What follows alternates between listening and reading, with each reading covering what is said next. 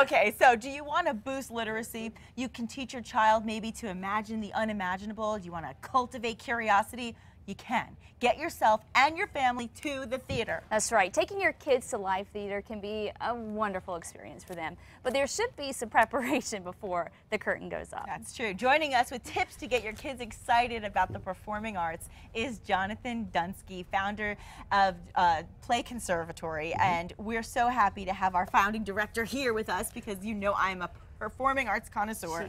Welcome back. Thanks, and especially because it's fun day, and theater is nothing but fun. Absolutely, absolutely. So, okay, I know from my own personal experience, but let's tell people out there, why does theater matter so much in a child's life? Theater can be transformative. If there's a young performer getting up on stage for the first time, they learn how to work cooperatively, they learn how to think creatively, and they become more self-confident.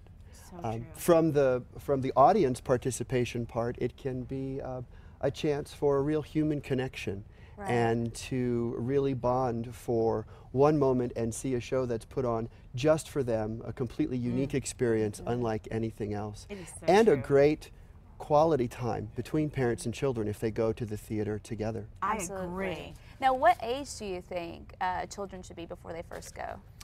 You know, that depends on the child, and it also depends on the play. Very good point. There are some theaters that are more traditional, and they'll have a play that's an hour or 2 hours in length, and that kiddo needs to be able to sit for that long. That is true. Right. Often quietly. Exactly. You know, they can applaud and they can laugh, but you know, it's a challenge sometimes not to talk back to the play. It is, right?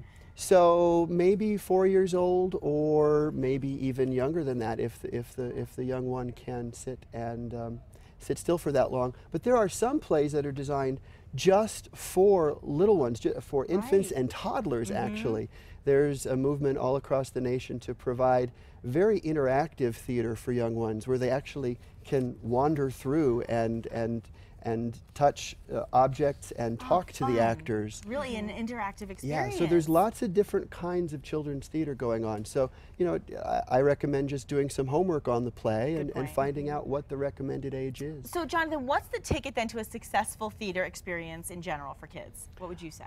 I think come with the idea that we are going to have fun and we are going to have an active experience. Right. Theater is so interactive, and realize that the words that are being said are live and anything can happen in the moment. Oh, yeah. And, so true. and do a little research before you go to find out what you might be seeing. And stick around after the play, because you get to meet the performers and you might talk to the actual artists. Oh, well, and it might inspire the kids to get involved in the play itself, you know, as they start to cultivate the interest in the performing arts. Well, thank you so much for coming on this morning. Sure. And there's all the information we just had on the screen. You can go to our website, casa.com, to see how you can get your kids involved. Thanks, Jonathan.